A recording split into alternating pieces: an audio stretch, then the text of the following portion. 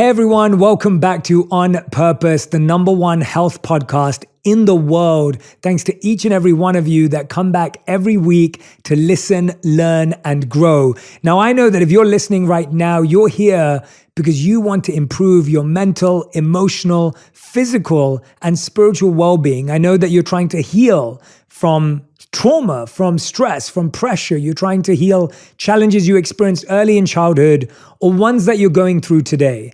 And it's my job and it's my duty and it's my honor and joy to introduce you to incredible people that I believe have answers, have insights, have helpful approaches to navigating the challenges we all experience. And today's guest is someone I have been so excited to speak to for a long time on Purpose. I hope this is not just his only time on the show. I hope this starts to become a regular guest on the show. I'm talking about none other than Dr. Gabor Mate, who's a celebrated speaker and best-selling author. He's highly sought after for his expertise on a range of topics such as addiction, stress, and childhood development. Dr. Mate has written several best-selling books, including the award-winning In the Realm of Hungry Ghosts, Close Encounters with Addiction, When the Body Says No, The Cost of Hidden Stress, and Scattered Minds, The Origins and Healing of Attention Deficit Disorder.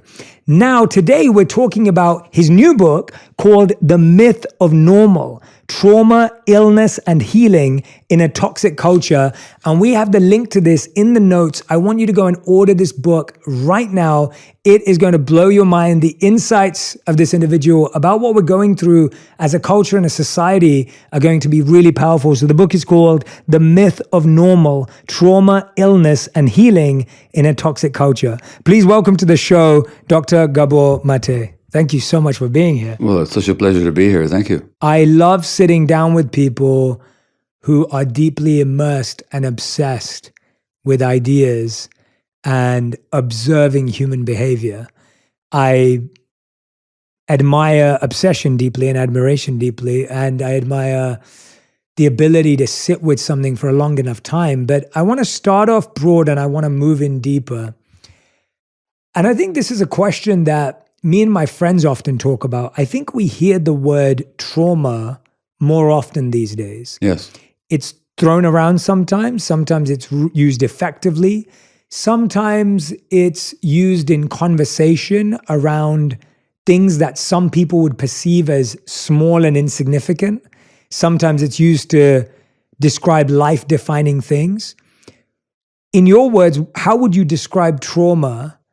And why is it so misunderstood, even though it's so widespread? It's a deep question because, on the one hand, trauma is sometimes used somewhat loosely and promiscuously to refer to things that are not traumatic. So people will have a difficult experience and say, I was traumatized. No, they weren't. They just had a difficult experience. And as one of my colleagues points out, all trauma is stressful, but not every stress is traumatic. So sometimes people use the word to refer to difficult experiences, which is not the same as being traumatized. And on the other hand, where it really matters, which is in the area of health that you and I are both concerned in, whether it's physical or mental health, trauma is not understood nearly enough or used nearly enough. So that, to my mind, a lot of conditions of mind and body are actually very much trauma-related without the healing profession, particularly the medical profession, actually recognizing it. So trauma then it comes from the Greek word for wounding. Trauma is a wound. It's a psychic wound that leaves a scar, it leaves an imprint in your nervous system, in your body, in your psyche, and then shows up in multiple ways that are not helpful to you later on. So in its basic sense, trauma is a psychic wound. And if you look at the nature of a wound, on the one hand, if it's raw and open, it really hurts. So when somebody touches that wound that you sustained a long time ago, but it hasn't healed yet, you'll react like you're just being tormented all over again. This happens in relationships all the time. On the other hand, wounds scar over, and the scar tissue has certain features. It's very hard, it's rigid, so it's not flexible. So people tend to be rigid when they're traumatized. It also doesn't grow. So trauma very often stops emotional growth and development. So on the one hand, it's very raw and painful. On the other hand, it's even lacks sensation because scar tissue doesn't have nerve endings in it. So trauma then, just to finish, is not what happened to you. So trauma is not the difficult incidents, like trauma is not the war. It's not in my case, the Second World War when I was born or what happened to me. Trauma is not the abuse that people experience. Trauma is not the pain that they felt. Trauma is the wound that they sustained as a result. So the trauma wasn't, for example, the sexual abuse.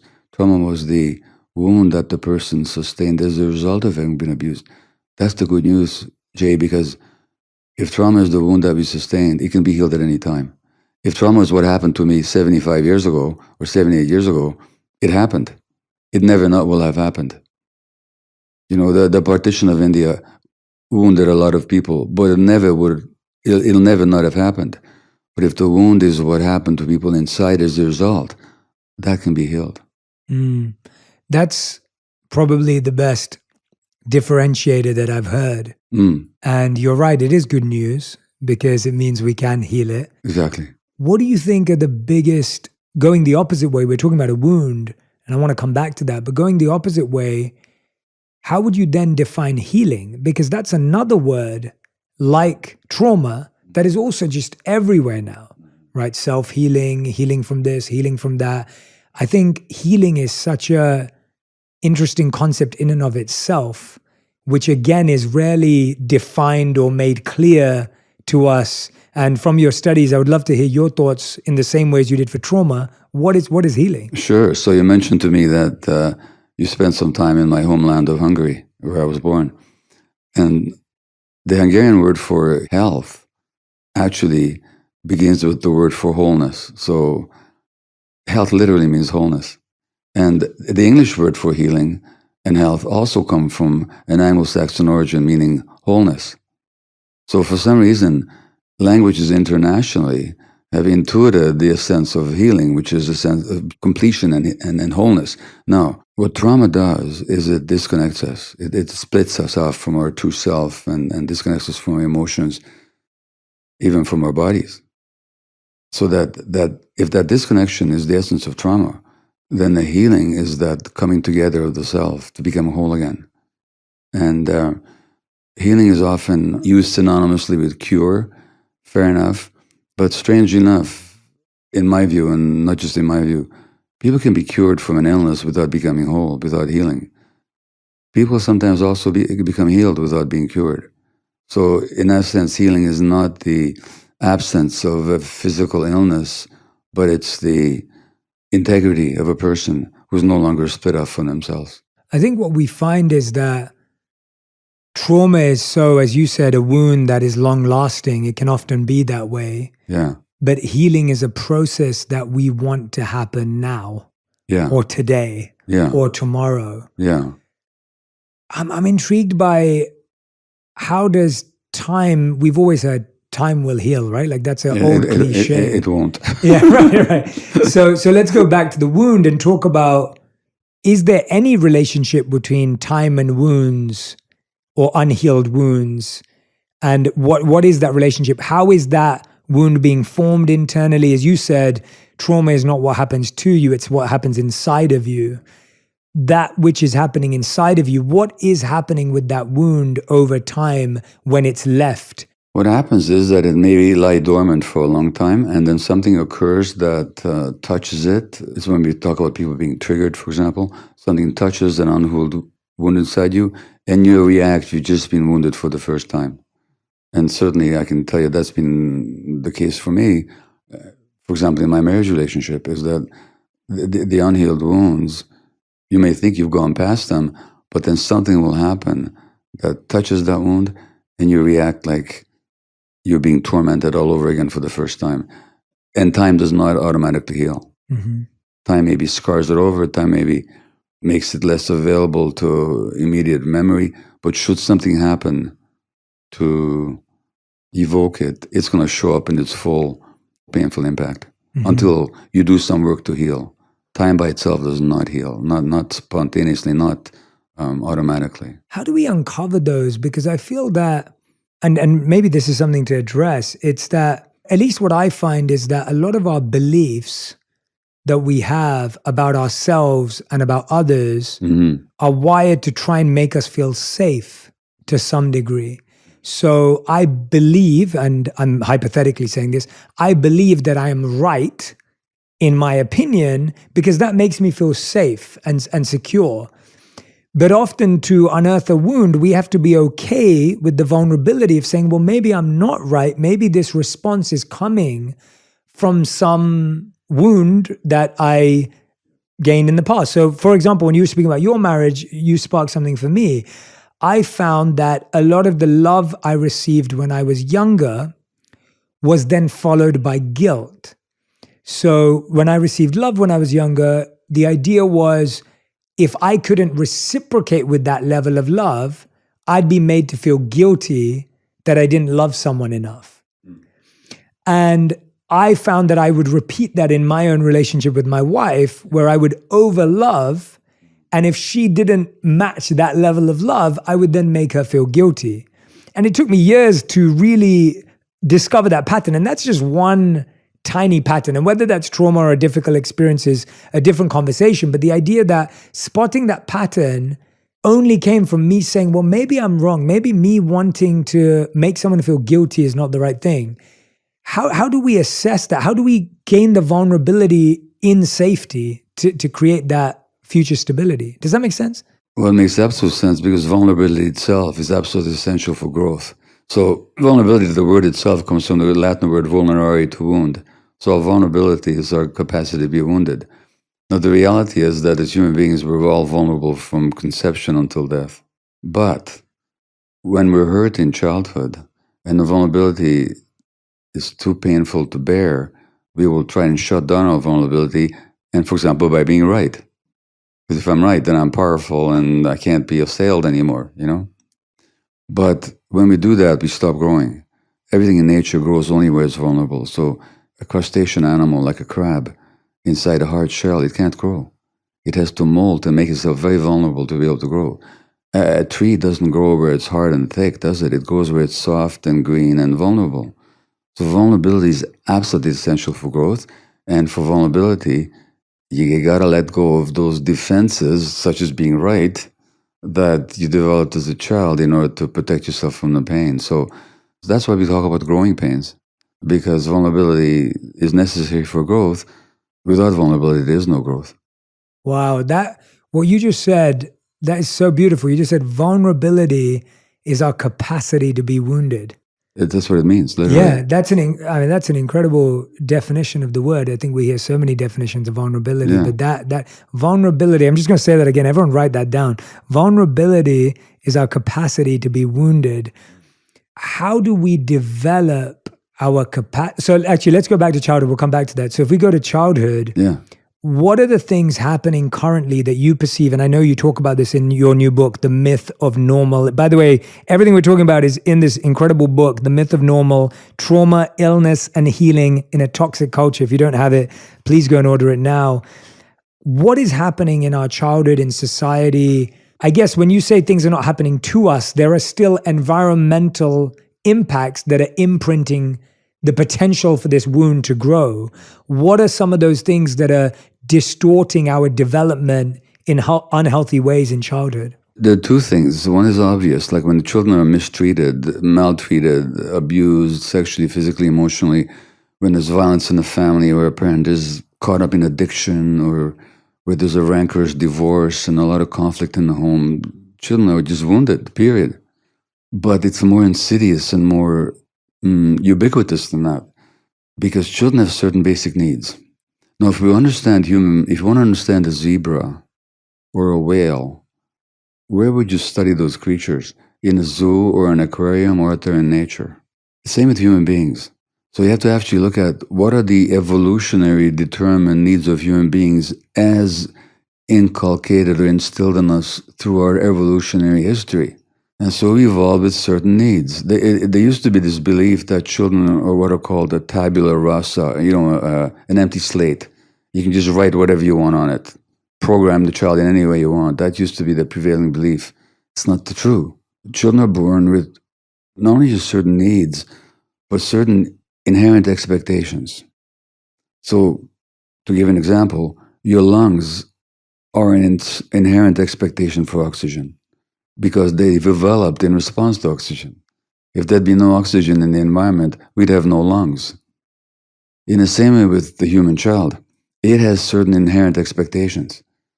And you can wound kids not just by maltreating them, but by not meeting those expectations. When I say expectation, I don't mean a conscious expectation. I mean an expectation inherent in the organism. So children need unconditional loving acceptance by multiple adult caregivers, which is how we evolved in hunter-gatherer groups and lived that way for millions and hundreds of thousands of years. Children have a need not to have to work to make the relationship with the parents work. So children need rest from having to struggle to make the relationship functional.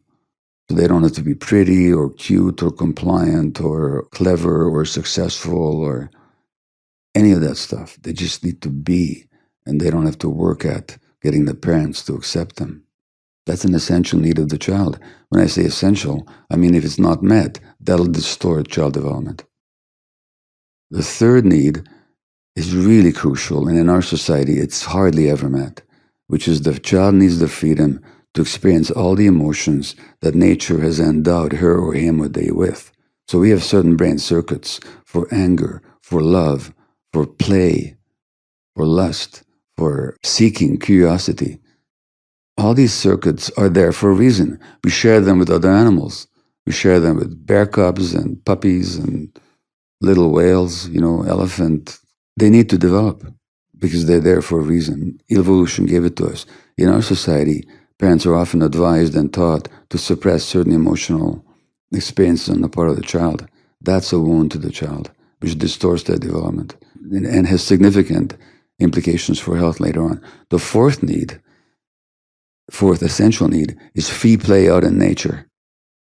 Free play, spontaneous, creative, imaginative play. But that's essential for healthy brain development. We share that with other animals. Baby elephants play, bear cubs play, puppies play, lion cubs play. Crucial for brain development. We know that now. In our society, we put cognitive development way ahead of play, and we deprive our children of play by giving them gadgets, which deprives them of imagination. So we're actually undermining their brain development and their healthy unfolding as human beings. So children can be wounded, not just by bad things happening to them, but by their needs not being met. And in our society, when you ask about the environmental conditions that undermine health and child development, these environmental conditions in our society are inimical to healthy human unfoldment.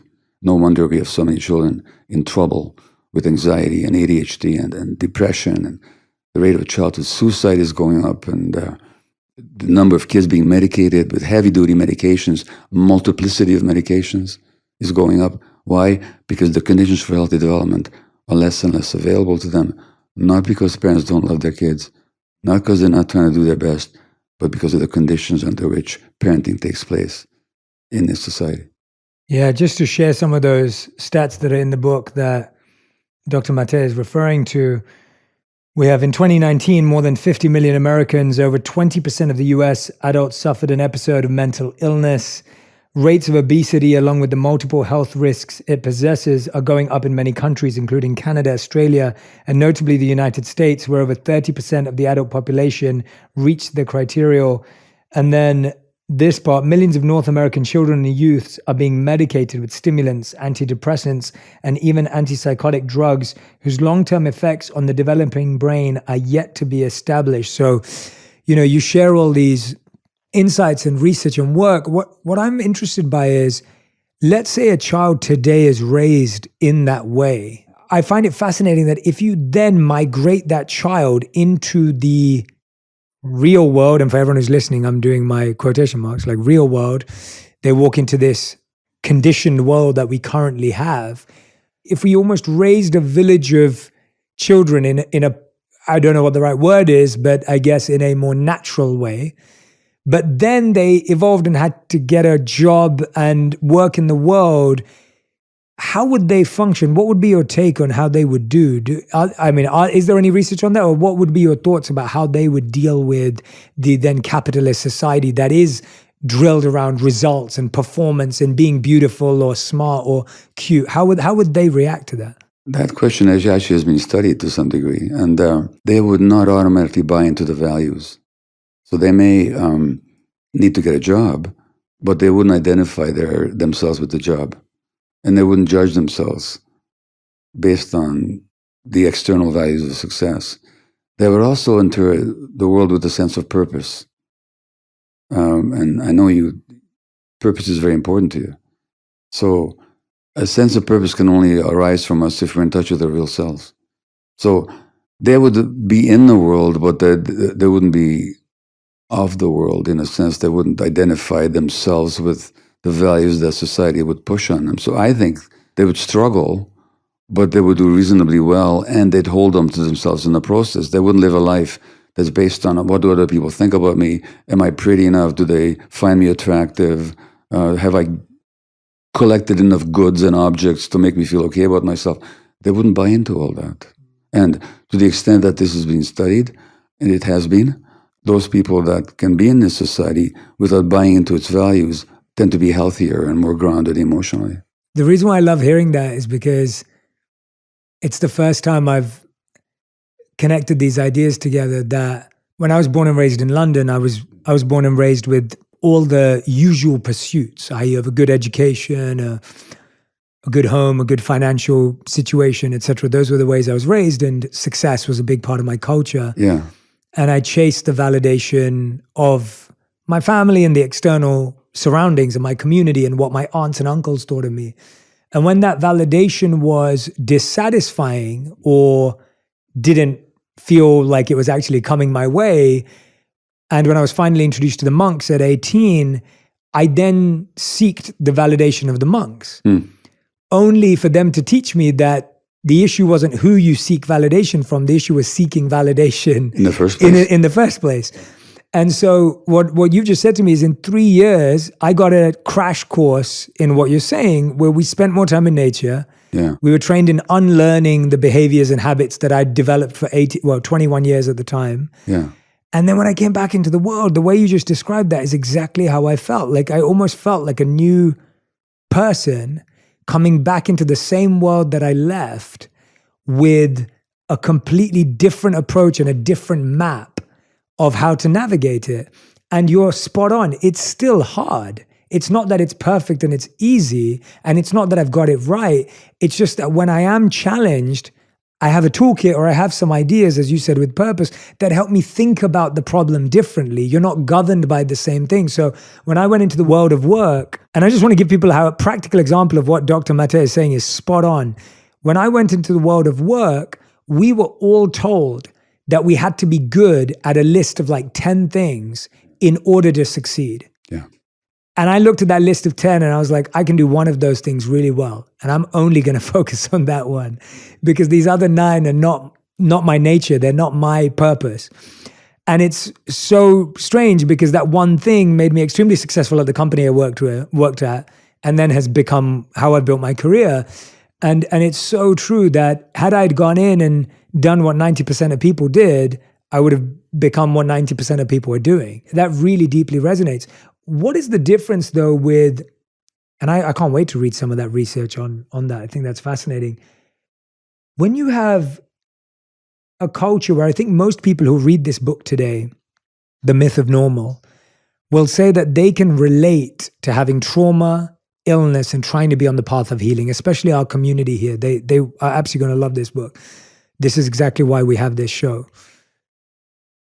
But I find that we would all agree, I think if I asked everyone to put up their hands and say, how many people feel they experienced a traumatic environment at home? I think most people would raise their hands. If I asked how many people felt when they were children that they had unhealthy relationships with their parents to some degree, I think most people will put their hand up. Yeah. The challenge I find is that I really feel with what you're saying with the book, there's a difference between what you're saying and then the other extreme, which is mollycoddling.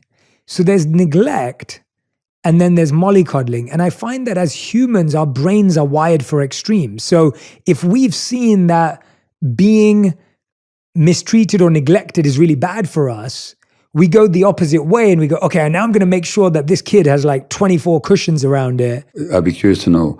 I like to answer that question because it's a very important one. Yeah. But I just want to know exactly what you mean by mollycoddling. What I see, and I'm talking about people that I know and people that will speak to me, is that anyone who had a tough childhood are then trying to create a scenario for their child where that child experiences no pain. They no longer respond to the child needs. They're coming from their own anxieties. Yes. So mollycoddling has got nothing to do with the child. It has to do with the anxieties of the parents. That kid is going to download the anxieties of the parents. So mollycoddle kids become very anxious and very scared and very ungrounded in themselves. On the other hand, it's not possible to love kids too much. In fact, there's a very interesting study where they looked at a large number of mothers and their infants in the early few months. And most mothers in this study were seen as really good mothers, and some were a bit distant and because of their own traumas, not as available. And a small group were seen as like super loving in how they doted over their infants. Okay? 30 years later, they looked at these infants now as adults. The ones that were most emotionally grounded and healthy were the ones who received the super loving. So there's a difference between, you can't love a child too much.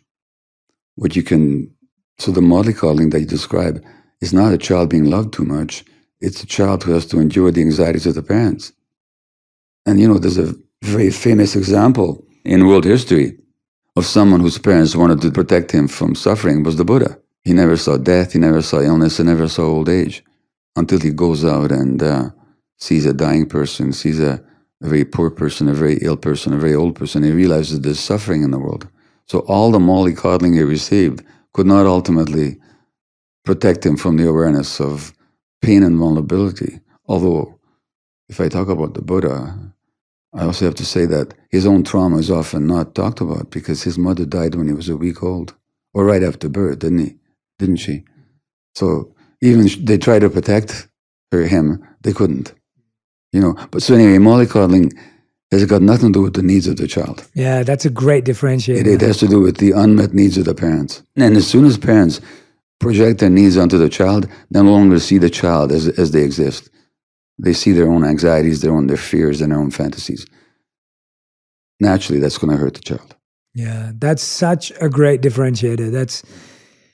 Again, it's a trauma response. It's a trauma response. Yeah, it's a trauma response. How and when should children, young adults be exposed to pain in order to develop their vulnerability? Like, as you said, the capacity to experience a wound. Like, how and when do we allow ourselves? What environment is required to allow ourselves to experience pain in a healthy way? Or is it just going to come anyway? It's the nature of life. There's no reason to deliberately expose children to pain because they're going to experience it. The question is, how do we support them when they do? You know why? Because their puppy's going to die. Because grandfather's going to die. Because some neighborhood friend won't want to play with them. Because they're not going to get the toy they wanted. Because some disappointment will happen. So pain is inevitable. But it doesn't have to become traumatic if the child is supported in experiencing the pain and moving past it. So we don't have to impose or bring pain into kids' life to train them. Life's going to do that. The question is, how are we to interact with them while they're enduring the pain? Yeah, and what would you say those are?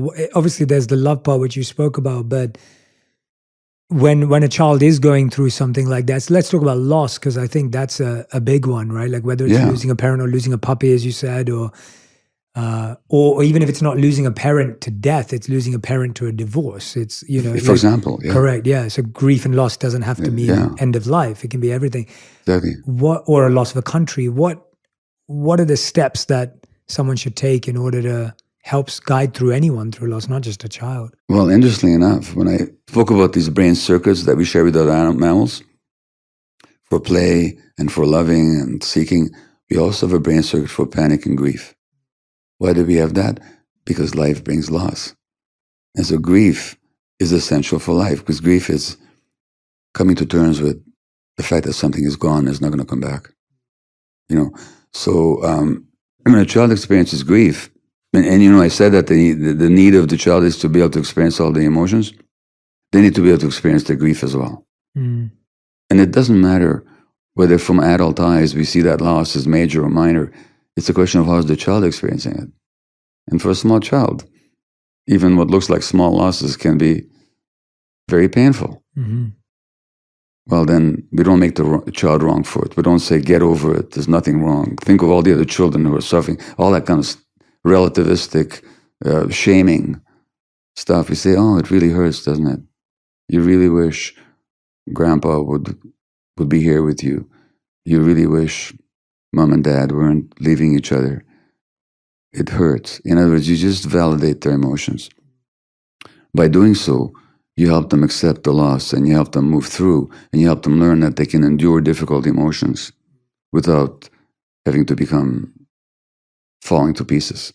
So we have a circuitry for grief in our brain, for grief in our brains. It needs to be allowed to do its work. I find that a lot of us today are reflecting on that inner child, right? Like that language is, again, more widespread today, or is growing. The idea of like, oh, we have this inner child who has this wound or this trauma. What do you find is the difference between analyzing and overanalyzing, or thinking and overthinking these experiences? And how would you define the difference? Because and I'm being very honest and vulnerable because it's the only way to have this conversation, really. Like, I often think about events in my life that happened that would be considered generally as either difficult experiences or as traumatic, right? They could be seen as either or. There are some of them that I've worked through myself, or with people that I trust, or with guides, and obviously through my monk life. There were things that I looked at and worked on. There are certain things that I don't feel a need, like I don't feel a desire to dive into. The question I'm asking is, should I dive into them, or is that considered overanalyzing and overthinking? And I ask that for everyone else who's listening to this, going, gosh, if I thought about everything that happened to me, I could be there for a while. What's your take on that? Well, first of all, in my world, there's no shoulds, okay? There are no shoulds. There's no shoulds, yeah. So I would never say to anybody, you should, because that itself is intrusive. So the question is whether it's helpful or not to delve into the past depends on what's happening with that individual. And if some of the effects of trauma, as we said earlier, is that the wounds of the past keep showing up in the present. So from my point of view, it's not so much about delving into the past and dwelling on the past, but on dealing with how the past is showing up in the present. What a psychologist friend of mine, Peter Levine, calls the tyranny of the past, where the past dominates my present reactions. It doesn't matter how many times I go back and think about my childhood story. That's not going to help me. What I have to deal with is what's happening in me right now at this very second, which is a shadow of the past. So thinking about it is not going to be of much help. What's going to help is to deal with the emotions that are arising now as a result of what happened, and how those emotions affect my life in the present moment. So it's not about the past, it's about the present. Yeah, so it's really about the choices we have now. Exactly, what's available to us now. Yeah, what's available to us now, because I feel like we didn't have a choice in the past because we were either too young or too incapable of making a choice. Exactly. But the choices that happen right now can transform everything. It is possible. Some people do make themselves into victims. They kind of identify with the victim role. All this stuff happened to me, and therefore I cannot do such and such, or I'm hurt and I'll never get over it. It's possible to identify with the victim role. It's even possible to identify with the survivor role. I'm a survivor. Well, no, that's not who you are. You survived, but who you are is much greater than that particular experience, and who you are is also always much greater than your suffering. Yeah. And so it is possible for some people to identify with the suffering and the past to such a degree that they stop moving forward. Yes. I think you've just raised a really important component of all of this. On a deeper level is that what we identify with, right? Even earlier you were talking about people who would be raised in this hypothetical village we were talking about, but even through research, they won't identify with the values of a capitalist society. Yeah. Identification, you just said people could identify as a victim, they could identify as a survivor. What is a healthy identification? There isn't one. Right. Because if you look at, again, the meaning of words, and I just find words fascinating. Same, yeah, absolutely. Identification comes from a Latin word, idem, which means the same, and facere, to make. As soon as I make myself the same as something, like if I identify with my role as a doctor, I immediately limit myself. If you identify with your experience as a monk, and I don't mean not to learn from it or to grow from it, but if you identify with it, that's what I am. You've now narrowed yourself. So there's no healthy identification. If I identify myself with a state or a nation, I could be loyal to that state or nation. I could love that state or nation or any group. But if you identify with it, such as you have no independent existence, you've limited yourself already. Mm-hmm. So when you say, is there healthy identification? Not really. Isn't the challenge though that I think all of us are pursuing some sort of identification? Like that seems to be a massive human need. Like I support this football club, or I'm a fan of this band, or I'm a member of this car club, or I go to this shopping grocery store. Like I feel like we're all wanting to be members. Like that seems to be like a human need of wanting to be a member of a community, wanting to identify with something. It is a human need to belong, but can we belong without identifying, to the point that we have no independent perspective? You know, in other words, can we be authentic? And I talk a lot about this tension between authenticity, being ourselves, and attachment, which is belonging. Ideally, we can both be authentic and belong. Yeah, I like but that kind of identification often leads to suffering. I mean, it's what the Buddhists call attachment, isn't it? And I'll give you an example. So you mentioned the sports team. So you wouldn't know this, but in the 1950s, the Hungarian soccer team was the best in the world. We never lost. I love soccer, and I did not know. No. We went to Britain and we beat Britain 6-3 in Wembley Stadium. The first time that it was a. Sorry, Brit fans. Yeah, sorry, but there's and it was a huge national holiday in Hungary, and a small country goes to mighty Britain and beats them at their own game. And the next year, the whole country was joyful, and it was still one of the great memories of my childhood. The next year, we're in the World Championships, and we're the heavy favorites because we haven't lost for years. And we meet the Germans in the final, and we lose 3-2. Yeah. National tragedy. I'm telling you, it still hurts. It's just a football game played on a pitch by 22 guys in 1954. So what? But when there's this over-identification, then that itself brings suffering. Now, yes, you can support your team. In Vancouver, British Columbia, where I live, it's a very peaceful place. But the Vancouver Canucks, which is the local hockey team, made it to the Stanley Cup Finals, and they lost. There were riots in the streets. Why? Because people had over-identified. You can enjoy the team and be a sports fan, but the identification that your joy or satisfaction depends on whether your team loses or wins, well, why? It doesn't matter. Yeah.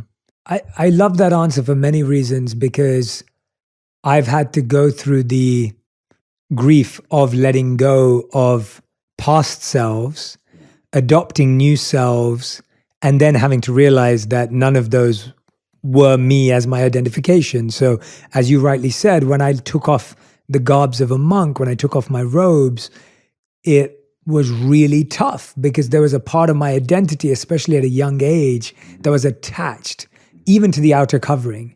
And I had to realize that I had to extract the inner beliefs and leave the outer covering behind, and the outer name and what that meant. And even in my career today, like I've had to let go. And even now, I don't even know how to identify in one sense. Whenever, I'm sure you feel this to some degree in your work as well. It's like whenever they say like, oh, when you're on TV and they want to put like your title, and they'll be like, Jay, what's your title? I'm like, I'm more defined by my purpose than my profession. Like, what I do for people and the service I want to offer in the world is far more important to me than author or podcaster or former monk, or like those things don't really define Me? Well, I get that totally. Yeah. What I'm thinking about is you telling me when you left those monk's robes, we talked about the crab, didn't we? With the hard shell. To grow, you have to let go of the shell at some point. So each of those moltings represent the point of growth, but at the time it's difficult. So when I left family practice to go and work with a highly addicted population in Vancouver, and it was a loss of identity for a while. I was a bit disoriented for a few days because all these people, these families that had relied on me to be the kind of the linchpin of their health, and all these people that had come to me and trust me, and who I would see in the office, and all of a sudden I left that. Now who am I all of a sudden? So I totally understand that. Now the reality is that I'm so grateful that I did. What then I got to experience in the next realm of work helped to further define my purpose in life and taught me so much about myself and human beings. But at the time, it was difficult. Letting go of that identification was difficult. And there was really that sense of, well, if I'm not that, then what am I? This is what happens when we identify with roles. Yeah, if anyone's listening and wants to have a go at figuring out what your subconscious answer is, ask one of your friends, ask them and then get them to ask you, who are you?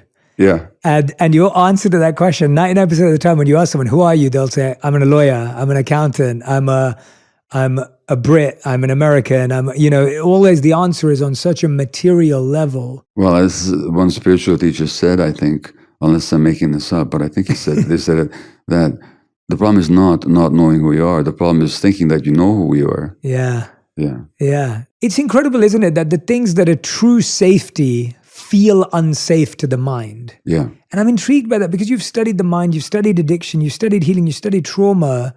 Why is it that we seek certainty and stability when you earlier also said that the only time we experience growth is the opposite, when we're vulnerable? Why is it that we're so addicted to things staying the same or things not changing? Like that seems to be a core human addiction. Well, a therapist once said to me that it has to do with the nature of the mind that you're referring to.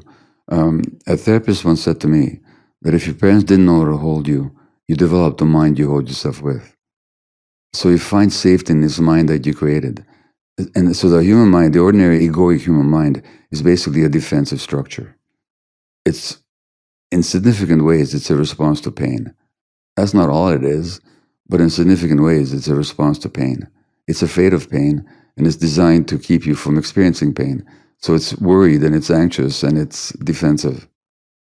So when it comes to change and vulnerability, the mind wants to defend against it. And so it comes out of fear, which comes out of childhood experience, where the pain that you had wasn't held. And therefore, you develop these mind structures to keep you from experiencing it. And I mean, one of them clearly is addiction. And, Keith Richards, the world's most famous former heroin addict, the Rolling Stone guitarist, said about addiction, for example, his heroin use, that the contortions you go through just not to be yourself for a few hours. Now, why would somebody not want to be themselves? Because it hurts so much at some point to be yourself. And then the mind comes in and tries to protect you from that pain of being yourself, with its ideas and its beliefs and its certainties and its endless desires and its artificial needs. And it's afraid to let go. Because if I let go, I'll be a helpless child again. So the mind largely is a defensive structure, and then often will react that way. That defensive structure obviously sets us up for so much. What is happening inside that makes two people react completely differently to the same thing? Right? You could have a parent that's a drug addict and one of the children goes, I'm never going to have drugs ever again because I saw what it did to my parents. And the other person actually imitates the behavior and goes down the same path. What have you found or seen that at a young age creates that different journey? Well, the first thing to say is that no two children have the same two parents, and no two children have the same childhoods, even though they grew up in the same biological family. Because first of all, one of them came along at a different time. So they had a different set of experiences. There's the birth order, that affects how children experience the parents. Then there's degrees of sensitivities. So Some people are born more sensitive than others. Sensitive, again, comes from the Latin word sensere, to feel. So the more sensitive we are, the more we feel. Given the right environment, a nourishing, supportive, grounded environment, that sensitive child just becomes an intuitive, a creator, an artist, an actor, a leader. But in an environment where there's pain, that sensitive child suffers more pain than the less sensitive one. So he'll have more of a reason to escape from the pain. It's not so much that he imitates the behavior of the adult, it's that he takes the same escape route. And addictions are always, in my view at least, an escape route from pain. So it has to do with birth order, with family circumstances, degrees of sensitivity. Having said that, the other child who doesn't become an addict hasn't necessarily escaped. They just may have developed different coping mechanisms. They might have become one of these people that are going to make a big success in the world out of themselves, and they're never going to fail, and they have to be the best, and they're going to suffer too. They just might suffer in a different way. That sensitivity you're talking about is probably one of the biggest questions I get asked right now, and I want to ask it to you because I feel your experience could offer some real light on it. I feel people are experiencing so much sensitivity and empathy that they just can't stand the world we live in today. There are people like that. And I hear this again and again, where it's like, whether it's the political climate or the economic climate or their family have addictions or friends, like everything that you talk about in the book. And people feel, this can't be my home. Like this is not the place I want to live in. And so just as you were saying earlier, that someone may have the thought, I don't want to be myself or feel like myself for a few hours, people say, well, this doesn't feel like the world I want to live in. I'm sure you've met many people who've felt that way, seen that way, or maybe even talked that way. Have I met people? Let me tell you something. Or worked with people. Yeah. I had an experience with ketamine a few years ago. This was a ketamine training for healers, and I was injected with ketamine. It was taking me where it was taking me, and all of a sudden I found myself screaming, I hate the world. That was good that it came out of me. So I totally know what you're talking. I'm just saying that person. Yeah. I personally know what you're talking about. Okay, so here's the thing. I think a lot of that has to do with that. First of all, the world is getting more stressed. It's getting more split. Everybody sees that. It's getting more hostile in a lot of ways. It's getting less welcoming and more dangerous, more alienating. On the one hand, on the other hand, we're more and more alone with it. Isolation and loneliness are rising. So if people experience pain and change and stress or even danger communally, it's bearable. But when we're alone with it, it becomes less and less bearable. And so one of the major factors driving, I think, the sensitivity that you're describing is just how alone people feel, which is not how we're meant to be.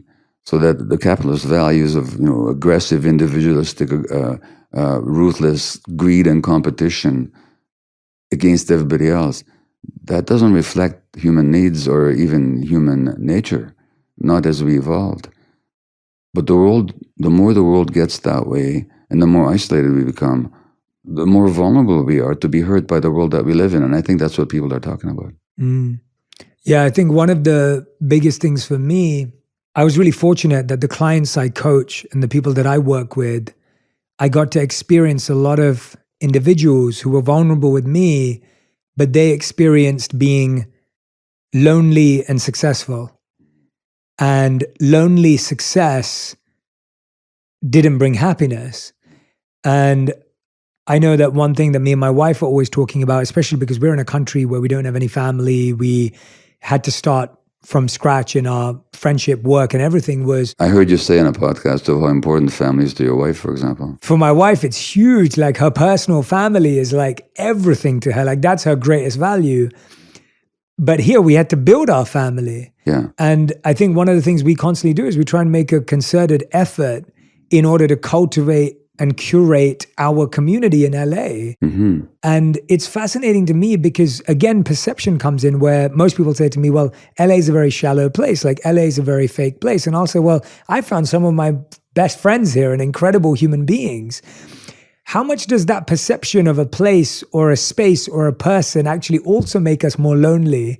Because I find sometimes that loneliness is created by perception. Like if we're scared of being vulnerable with someone, it's hard that someone will be vulnerable with us, right? So what do we need to do in order to build deeper relationships for healing and in this path that you're suggesting? Well, first of all, it occurs to me that loneliness is always perception.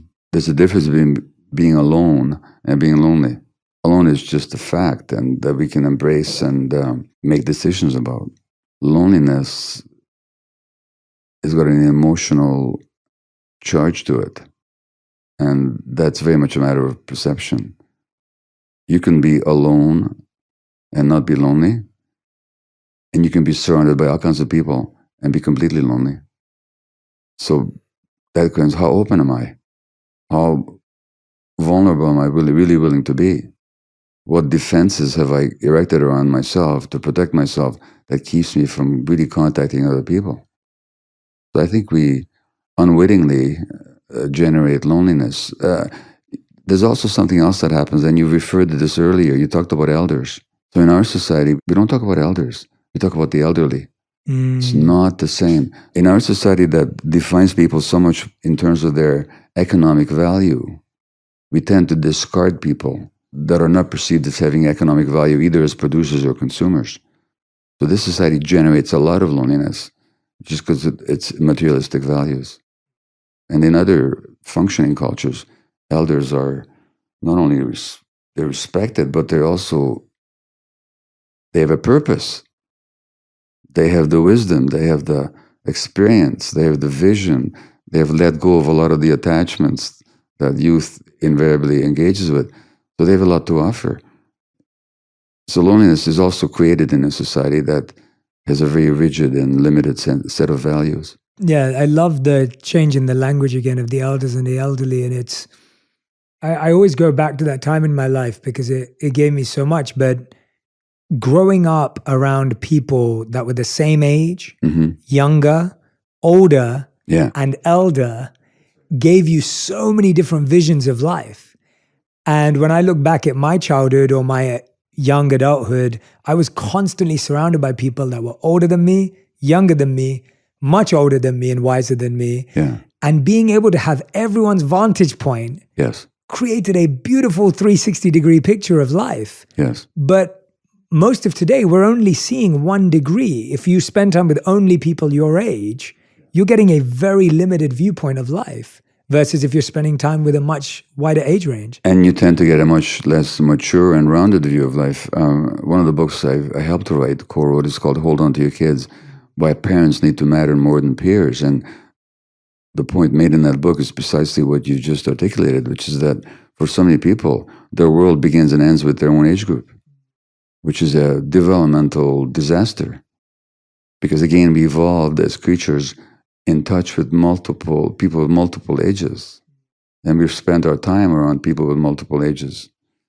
When you isolate people by age, as this culture largely does, I mean, there's subgroups within subgroups within subcultures in a society, all based on very shallow identification with age. It just limits our development and limits our possibilities. And with that development, how do you see human nature? Do you see human nature as muddied, trying to become pure, or beginning at pure and then getting muddied and then trying to go back to pure? Like, how do you see that? Well, we do happen to have a chapter on human nature in this book, and pondering that same question that you just raised, I more or less come to the conclusion it's not that there's a definable human nature, not that you can say, because I mean, look, Buddha was a human being, Hitler was a human being. One is full of compassion and love and giving. The other is full of greed and aggression and hatred. They're both human beings, so how can you talk about a defined human nature? However, what I think we can say confidently, that there's a certain human potential based on human needs. If those needs are met, development will be healthy and those potentials will be realized. If those needs are frustrated, which they severely were in the case of, say, a Hitler, a terribly abused child, then what you get is the hatred and the rage and the murderous venom that characterize that personality. Now, when you couple that with political power, you see what happens. But that's not human nature. It's just human nature thwarted because the needs of that child were not met in a society that was completely incapable of meeting people's needs. In fact, totally abused them. So human nature to me is not a given. What we have is a human potential based on human needs. So if these needs are satisfied, we can be reasonably confident that people will be connected and generous. Most people want to be kind. I mean, it's interesting in a society, when somebody does something selfish or greedy, we say, that's just human nature. Mm. Do we say that when somebody's kind or generous? Yeah, never. The educator Alfie Kohn points that out. And if you ask most people, when does your body feel more at ease? When do you experience more peace? When you're being kind and generous and giving? Authentically, not out of a sense of duty, but because that was just the impulse. Or when you're grasping and greedy, when is there more tension and more discomfort inside? So that should tell us something about our nature, that our nature wants to be aligned with connection and generosity and giving. Because our bodies will tell us that. That is so true. That is so true. I mean, there is no time in life when you're bitter at someone or angry at someone that makes you feel good inside. Like it does, yeah, gut-wise too. I'm not just meaning in the heart space, but in all areas of your body, the tension, the stress, the holding, the tightening. But like we were talking about earlier, society's set up in a way for false identification and divisive identification, whether it be two sets of soccer fans who now hate each other or rioting, or whether it be, political parties, or whether it be businesses at war with each other, right? Like everything's set up in a way to get you to identify with something in order for you to be against something. Like that's what naturally ends up happening. Even schools, like I went to this school, you went to that school, we competed. Competition seems to be something that has been carefully crafted by capitalist society. And then when you see the rise of, and by the way, I love competition. So a healthy competition is great. So I'm not talking bad about competition, but it's interesting to see how, again, it's so hard to compete without identifying as that being your worth. Yeah. And that requires so much mental, spiritual strength, in my opinion, to be able to differentiate between identification and attachment. Well, it's really interesting because let's take the example of sports that you just mentioned. What do we call the people who participate in the sports? Do we call them players? What do we call the process that they're engaged in? We call it a game. But we don't treat it like players. We don't treat it like a game. Because real games and real play has no agenda. There's competition in the process and you want to do your best. But in the end, it doesn't matter. It's for the process and for the joy of it. That's genuine play. Well, when you think about these multi-billion-dollar sports industries and the strategy and the hype that goes into, these are not players anymore. These are warriors, almost as if they're engaged in some kind of a battle. And winning and losing becomes everything. Like the famous Vince Lombardi, winning is not the only thing, it's the only thing. Well, that's not true, people. That's true for the purposes of playing, as long as you recognize that you're only playing. As long as you don't confuse the game with life itself. But once it becomes a business and becomes cutthroat, that confusion is really prevalent. And people take it so seriously. So when you think about it, like you have these terrible conflicts in the world, like the war in the Ukraine right now. The average person, how much time are they induced to spend thinking about those large issues? Or say about climate change, that only the blindest of the blind or the wickedest of the wickedest can at this point deny as a reality. But how much of our life do we spend actually pondering and engaging with these larger issues compared with analyzing which quarterback should have played in which quarter of which particular NFL game, so that these so-called games and these so-called players have assumed a far larger importance in our lives, whereas the real things we tend to ignore. You've just sparked something for me that I was blown away by this experience. I recently went to Rwanda, and I went there with Ellen DeGeneres in collaboration with the Diane Fossey Fund, has opened up a gorilla sanctuary. and a conservation center. Yes. And we went there to trek with the gorillas, learn about Rwanda. And I had never been to Rwanda before. I didn't know if I would have visited if it wasn't for her. And the biggest thing I took away, obviously trekking with gorillas and being in nature with a form of life that has no interest in us, but we're totally fascinated by them, was an incredible experience. And I'll talk about that separately. But the reason I brought it up here is I also took time to go to the Genocide Memorial Museum. Yes. And it was fascinating for me to learn that it's been around 20 years, from what I remember, 1/10 of the population of the country, so like 1 million people, out of like 10 million people, died in the genocide, were killed in the genocide. Yeah.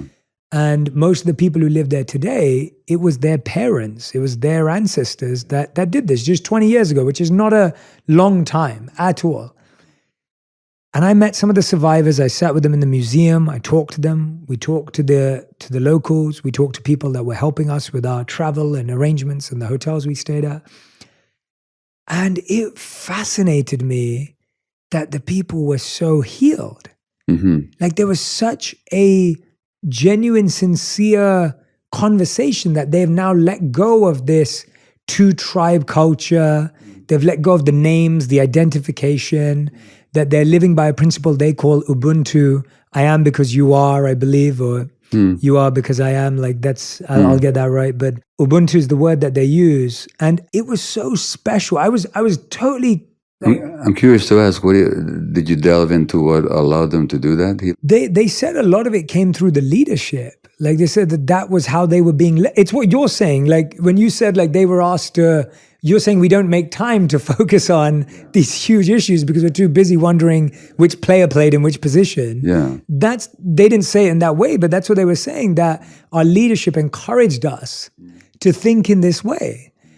And I couldn't believe that in 20 years, when your parents have probably killed their parents, that you were standing next to each other, not worrying about the lineage that this culture was set up. And it was the Europeans who set up part of that anyway. But I just wanted to understand from you, like, what does it take to get to that level of healing? Because that's, people would say, okay, well, it's a 10 million population. To me, that's still a humongous win for the world. Yeah. I was wondering if you've seen cultures, or if you've seen even smaller groups, or even living through the war where you've seen that kind of healing before. I don't know how the healing happened in Rwanda. Of course. Really encouraged to hear what you describe here. I think at the very least of it, the suffering had to be acknowledged and had to be heard and fully acknowledged.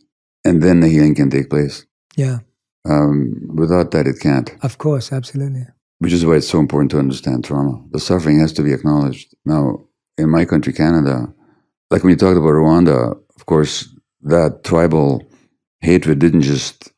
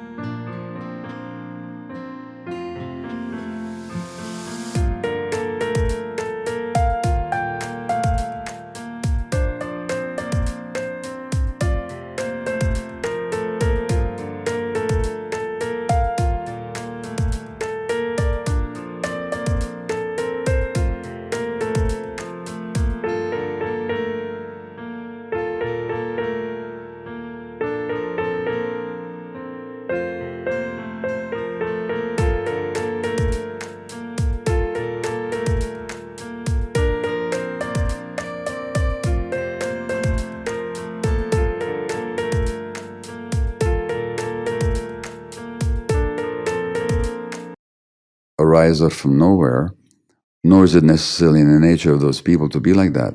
A lot of it was the legacy of colonialism that quite deliberately, and you would know something about British colonialism, it quite deliberately set one group against another, the legacy of which was often tremendous struggle and hatred and violence. In Canada, as in the United States, the legacy of colonialism fell more particularly on our indigenous peoples. So that to this day, they suffer so much. The addiction rate is much higher amongst them. 50% of the women in jail in my country are indigenous people. Wow. They make up 5% of the population. Wow. An indigenous woman has 6 times the rate of rheumatoid arthritis. They never used to have rheumatoid arthritis prior to colonization. There's been some apologies in Canadian history, but there's been not sufficient acknowledgement of what actually happened and what continues to happen. And I'm saying that an essential condition for that healing would have to be acknowledgement.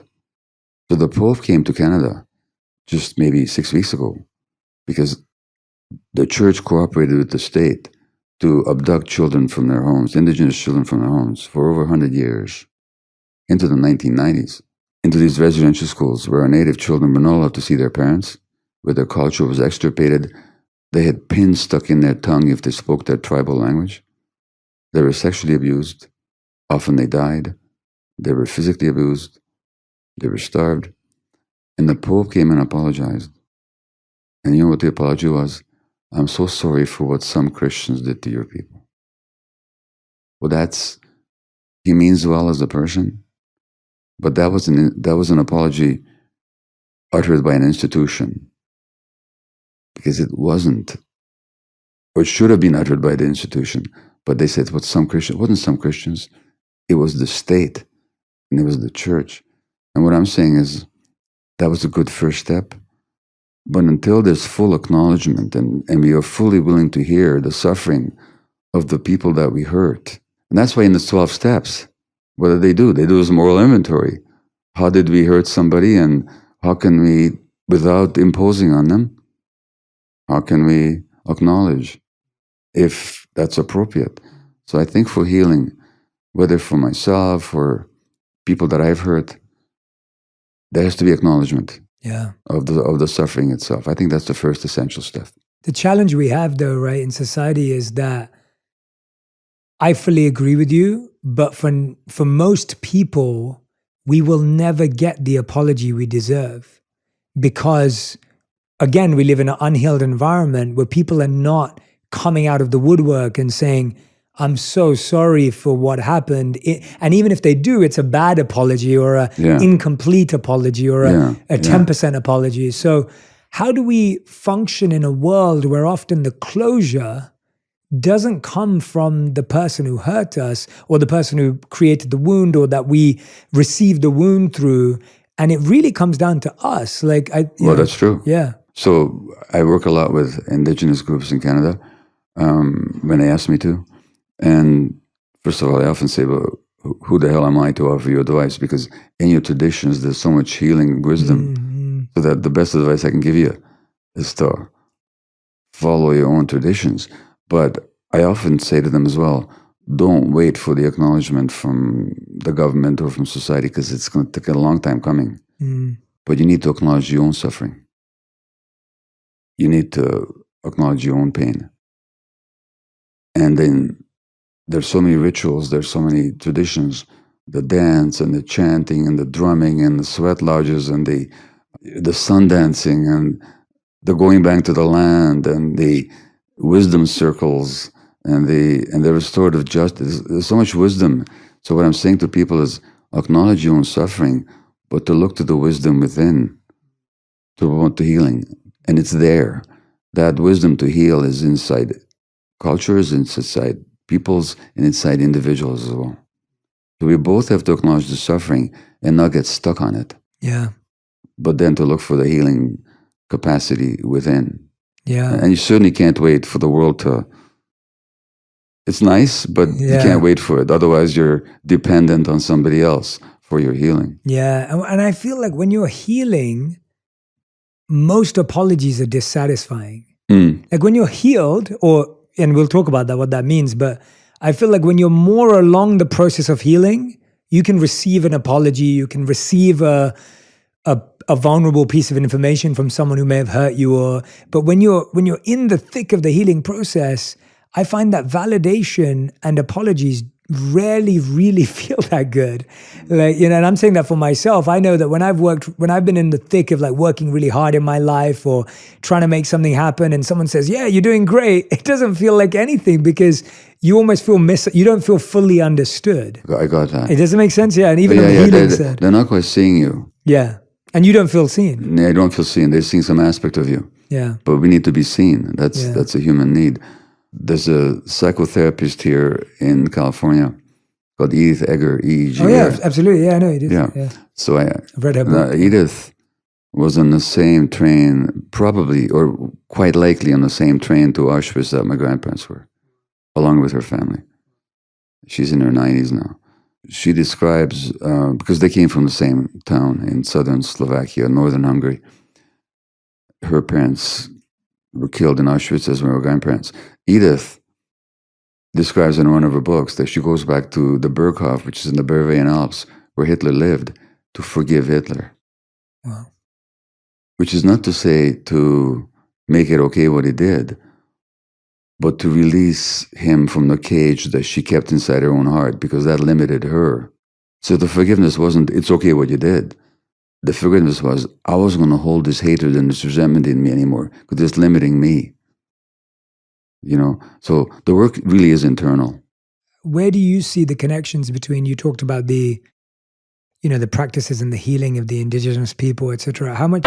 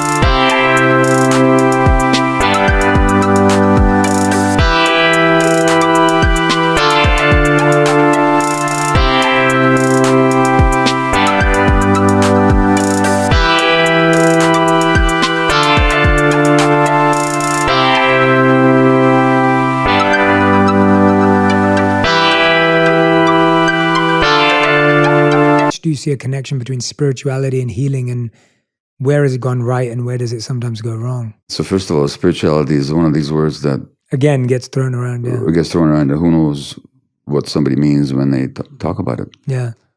So we can only talk about it in terms of what you mean by it and what I mean by it. So yeah, I liked what you said, that there are ancient traditions that focus heavily on inner healing. Yeah. And I'll explain my challenge. The challenge I see is that often even these ancient timeless traditions have now become externalized and institutionalized. So they've lost their purity of the inner healing that's required. And they become commodified. Correct, right. Yeah, which is what will happen in a materialist society. Yeah. I spent time with some indigenous people earlier this year in a ceremony. What I was struck by is the deep, deep, deep connection with nature. In fact, even the connection is inadequate a word. I'm talking about unity. Like they just felt so alive to every blade of grass and every tree and the mountain that overlooked our ceremony and the bison that were in the field. So for me, spirituality, if it means anything at all, it means sense of connection to something larger, which is difficult to define and may be different for every person or for every group, but it's something beyond the limited confines of both body and the egoic mind. Now, I think that's our nature as human beings. I can't prove it, but that's my sense. And I think, and certainly when you talk about indigenous traditions, they talk about the medicine wheel, which is the quadrants involve our emotions and our physical bodies and our social relationships and our spiritual selves. And we have to be sort of grounded in all four of those quadrants to be fully whole. So I think there's something in that spirituality that is really essential to us. What that is, I think each person has to discover for themselves if they don't have a tradition that already grounds them in it. Yeah. Yeah, you're reminding me of my time that I spent with some groups in Hawaii, and they had a song for the sun and the sea, and they had a beautiful ritual where when a child is born, the umbilical cord is placed on the earth, and then they carve almost like a pattern there to remind the child that this is your connection to the earth. And I always thought that was such a beautiful ritual. I was wondering whether you've seen or whether you've looked at all any aspects of reincarnation or past lives or trauma across lives or seen any connections or study in that space. I've had people talk to me about their experiences, and there's a rabbi I met once who told me that in ancient times he was a priest in Egypt. Wow. He was in no way a lunatic, or psychotic. He was a very grounded, lovely man, and he was convinced. My mind doesn't go there. I've read something about these traditions, the Tibetan tradition of the bardo, and you probably know a lot more about it than I do, but I have not personally experienced it. And my mind, as I've experienced my mind so far, hasn't found a space for knowing what that really means. I understand it intellectually. Yes. But there's nothing in me resonates with it as far as I can recognize. Yeah. Now, maybe at some point I'll have some huge awakening, or maybe after I die there'll be a huge joke on me, saying, you didn't believe, buddy? Well, here it is. But frankly, right now, if you ask me, I'd say nothing in me goes there or even wants to. That's my truth. No, I appreciate that. Yeah, no. I always find it fascinating for people who study trauma, especially when you, as you said, that no child starts at a blank slate. They start with a makeup to some degree, and so that's why I was intrigued. But Dr. Mate, it's been so beautiful talking to you, because I feel like I get to ask you questions that I wouldn't often receive the answers and the quality of answers, the depth of answers that you can provide. I see you as a true elder, as a wise person in our society, and I respect you a lot for that. And well, thanks so much. I can tell you quite honestly that this is not an interview like I've ever had before. Thank you so much. No, well, thank you, and I hope this is the first of many. And I want to make sure that everyone who's been listening and watching, I would love for you to order a copy right now of The Myth of Normal: Trauma, Illness, and Healing in a Toxic Culture. We touched on subject matter from within the book. We touched on ideas from within the book. But as you can see, these are my favorite books. It's a real deep study book. Please go grab a copy. I could not recommend this more. I will be posting from the book as I read more deeply through it as well on my Instagram. So if you want to see my notes or takeaways, then they'll be there as well. And please follow Dr. Mate on Instagram as well. We will put the links in the show notes. Follow him. Share all the insights that you got from this. If there was something that stood out, there were so many beautiful descriptions of words, definitions, clarity between ideas that I think have just words that we use every day and we don't know what they mean. So if something stood out to you, tag me and Dr. Mate on Instagram, on Twitter, on TikTok. Let us know what you've learned and what you've taken away. And I promise you that this will be a great investment this year. Dr. Mate, is there anything that I haven't asked you before we ask you the final 5, which are our fast 5 questions? Is there anything you'd like to share that I haven't given you an opportunity? Honest to God, I can't think of anything that you haven't asked. I love it. Okay, well, these are 5 questions that have to be answered in 1 word to 1 sentence maximum. So you have like a very tight, like almost think of like Twitter. These are your final 5. The first question is, what is the best advice you've ever received on healing or trauma? Authenticity. Expand. I'm going to ask you to expand because I want to hear now. Be yourself. When I was a very confused young man and I was acting out all over the place, I had an aunt who herself was a very traumatized person. She was an Auschwitz survivor, and she came back weighing 80 pounds. She was an ophthalmologist. And she saw me being inauthentic, and she sent me this passage from Hamlet, that famous phrase, "Unto yourself be true, and it follows as night to day that then thou canst be false to any man." So be true to yourself. Without going into the details, that poor aunt of mine couldn't be true to herself because of the nature of this culture. But that advice has always stayed with me. Yeah. So authenticity has been a major theme in my life. It's amazing. I love that. That's a great answer. Okay. Question number 2. What's the worst advice you've ever heard or received around trauma and healing? Is it okay if nothing comes up for me? Yeah, if you've never heard any bad advice, that's good. What is something that you once valued that you no longer value? This is almost true. What other people think of me. Yeah. I'd be lying if I said, but at the same time, I can do without it. So it's still there, but I'm not attached to it. Yeah. Question number 4, how would you define your current purpose in life? My purpose is that people are free from limitations of culture and also from the limitations of their own past and of their own minds, and also free politically. So my purpose is that people are free. It's beautiful. And 5th and final question, if you could create one law that everyone in the world had to follow, what would it be? One rule? One rule, one law, one principle that everyone in the world had to follow. If I was coercing and creating the impression that one had to do anything, that already would defeat its own purpose. Because as soon as somebody has to, it's almost like, just lean forward for a minute, would you? Yeah. And put out your hand. Yeah. What do you do as soon as they push on your hand? Resistance. You resist. So as soon as people sense that there's a had to, there's going to be resistance. So I'm going to decline answering that question. That's a great answer. We've never had that on the show. I love that answer.